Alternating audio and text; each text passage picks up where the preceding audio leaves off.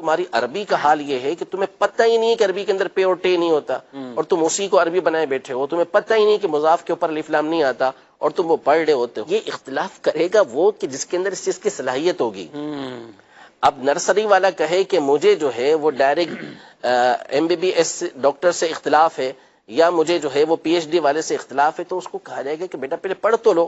تو یہ جو فروعی مسائل ہوتے ہیں نا، یہ شروع سے صحابہ کرام علیہم رضوان کے درمیان سے اس طرح اختلاف چلتا ہوا آیا، اور انہی اقوال کو لیتے ہوئے یہ چاروں مذاہب میں اسی انداز کو اختیار کیا گیا۔ کسی نے کسی کے قول کو اختیار کیا تو کسی نے کسی کے قول کو اختیار کیا۔ اوپر دیکھیں کہ حضرت امام احمد بن حنبل جب تکبیر تشریق کا وقت آتا ہے تو اس میں آپ حضرت علی رضی اللہ تعالی عنہ والی روایت لے رہے ہیں، کیونکہ آپ کے نزدیک وہ اتھینٹک ہے، اس حوالے سے آپ نے اسے اختیار کیا۔ لیکن جب تکبیر تشریق کے الفاظ کیا ہیں، پڑھنا کیا ہے، تو وہ عبداللہ بن مسعود رضی اللہ عنہ کے قول کو لے رہے ہیں۔ تو اس لیے جو فروعی مسائل ہیں اس طرح کے جو عقیدے سے تعلق نہیں رکھتے، ہمیشہ سے یہ چلتا ہوا آیا ہے۔ حضرت علی رضی اللہ تعالی عنہ کا موقف کچھ ہوتا تھا، بعض اوقات حضرت عمر کا موقف کچھ اور ہوتا تھا، عبداللہ بن مسعود رضی اللہ عنہ کا موقف کچھ اور ہوتا تھا۔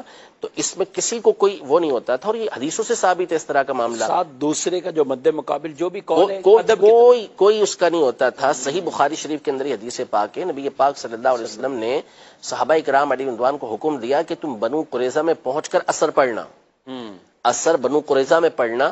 تو وہ لوگ نکلے اور درمیان میں اثر کا وقت آ گیا، تو بعض صحابہ نے کہا کہ ہم یہاں اثر پڑھیں گے، وقت شروع ہو چکا ہے اور نکل جائے گا وہاں پہنچتے ہوئے، تو ہم یہاں اثر پڑھیں گے۔ بعض نے کہا نہیں، نبی پاک صلی اللہ علیہ وسلم بنو قریظہ میں پہنچ کر نماز پڑھنے کا کہا ہے۔ تو انہوں نے کہا کہ نبی پاک صلی اللہ علیہ وسلم کا جو مقصد تھا وہ یہ تھا کہ ہم تیزی کے ساتھ چلتے ہوئے جائیں تاکہ اثر تک وہاں پہنچ جائے، لیکن ان کا مقصد یہ نہیں تھا کہ ہم وہیں پہنچ کے اثر پڑھیں۔ لیکن انہوں نے کہا نہیں، حضور پاک صلی اللہ علیہ وسلم نے وہاں ہی پہنچنے کا کہا ہے۔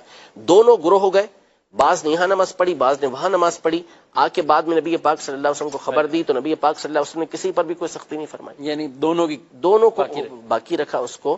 تو یہ سلسلہ ہمیشہ سے چلتا ہوا آیا ہے۔ یہ نیا دور نکلا ہے، جدید دور نکلا ہے، جس میں نعوذ باللہ کسی ایک کے قول کو اختیار کرنے اور کسی ایک حدیث مبارکہ کو اور کئی حدیثوں کو پیش نظر رکھ کے پھر اپنا کوئی قول بیان کرتا ہے، تو اس کو نعوذ باللہ رسول اللہ صلی اللہ علیہ وسلم کی دشمنی کہا جانے لگا، حالانکہ یہ ہمیشہ سے سلسلہ چلتا ہوا ہے۔ ہاں عقیدے کے اندر یہ ہمیشہ آپس کے اندر اتفاق رہا، وہاں اختلاف نہیں ہوتا تھا۔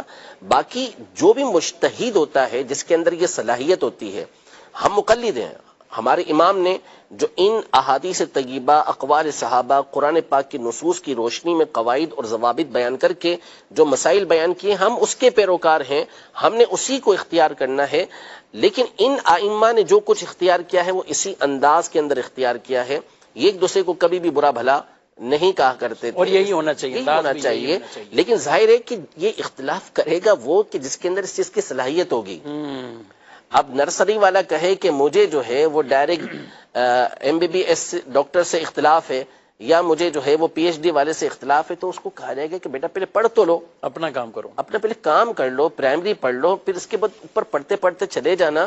پھر جب تم اس مقام پر پہنچ جاؤ تو تم یہ کر لینا، تمہارا حال تو یہ ہے کہ تم اختلاف کرنے بیٹھے ہو، اور تمہاری عربی کا حال یہ ہے کہ تمہیں پتہ ہی نہیں کہ عربی کے اندر پے اور ٹے نہیں ہوتا، اور تم اسی کو عربی بنائے بیٹھے ہو، تمہیں پتہ ہی نہیں کہ مضاف کے اوپر الف لام نہیں آتا اور تم وہ پڑھ رہے ہوتے ہو۔ تو یہ چیزیں تو ظاہر ہے کہ بندے کو علمی لیول اس کا اتنا گرا ہوا ہو اور وہ کہے کہ مجھے اس سے اختلاف ہو سکتا ہے، تو پھر یہ تو مذاق ہو جائے گا نا۔ بالکل مذاق۔ اور دنیا کے اصولوں میں تو کوئی اس طرح کی چیز برداشت بھی نہیں ہوتی، لیکن دین کے معاملے میں لوگ پروموٹ کرنے بھی شروع ہوتے ہیں کہ ہاں ٹھیک ہے یہ کر رہا ہے، تو جو دین بیزار لوگ یا ایسے لوگ جنہوں نے دین کی ویسے ہی مخالفت سوچی ہوئی ہے اور اپنے بنایا ہوا ذہن کہ یہ کرنا ہے، تو وہ اس چیزوں کو پھر مزید اور آگے پھیلاتے ہیں۔ اللہ انہیں بھی ہدایت عطا فرمائے۔